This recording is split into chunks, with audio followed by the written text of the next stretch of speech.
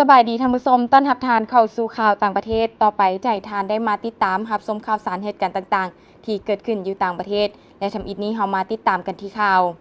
เกาหลีเหนือทดลองยิงขีปนาวุธไฮเปอร์โซนิกในวันที่5 มกราคม 2026เกาหลีเหนือได้ทดลองขีปนาวุธไฮเปอร์โซนิกหรือเอิ้นว่าลูกศรไฟความไวเหนือเสียงเพื่อประเมินความสามารถในการต่อสู้ทางทหารของตนสำหรับจุดประสงค์ในสงครามในรูปภาพที่ออกอากาศทั้งโทรภาพ KRT โทรภาพศูนย์กลางเกาหลีเหนือ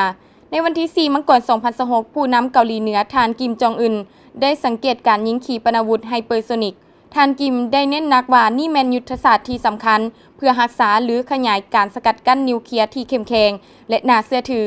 ในสภาพการของวิกฤตการณ์ทางภูมิศาสตร์การเมืองที่ผ่านมาและสถานการณ์สากลที่ซับซ้อนองค์การข่าวเกาหลีเหนือ KCNA สำนักข่าวกลางเกาหลีเหนือรายงานว่าขีปนาวุธได้ยิงเป้าหมายของมันอยู่ห่างจากประมาณ 1,000 กิโลเมตรในทะเลนอกชายฝั่งทะเลทั้งทิศตะวันออกของประเทศในขณะเดียวกันกองทัพเกาหลีใต้ได้ยืนยันในมื้อเดียวกันว่าเกาหลีเหนือได้ยิงขีปนาวุธไปทางทะเลนอกชายฝั่งทะเลทางทิศตะวันออกของตนซึ่งกงกับการเริ่มต้นการเยี่ยมยามจีนของประธานาธิบดีเกาหลีใต้ท่านลีแจมยอง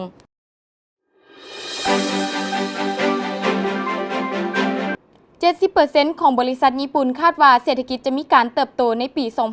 2026 ตามข่าวต่างประเทศรายงานในท่าอาทิตย์ที่ผ่านมานี้ว่าผลการสำรวจโดย Kyodo News ซึ่งเผยแพร่วางมมานี้ชี้ให้เห็นว่าบริษัทขนาดใหญ่ของญี่ปุ่นคาดว่าเศรษฐกิจภายในประเทศจะมีการเติบโตในปี 2026 สูงถึง 70 ส่วนห้อยทั้งอย่างใดก็ตามราคาสินค้าที่ยังอยู่ในระดับสูงรวมถึงนโยบายภาษีที่หุนแฮงของสหรัฐอเมริกาถึกเบิ่งว่าจะเข้ามาลดผ่อนการเพิ่มขึ้นของค่าแรงงานที่คาดว่าจะเพิ่มขึ้นและการฟื้นตัวของการใช้จ่ายของครัวเรือนลดลง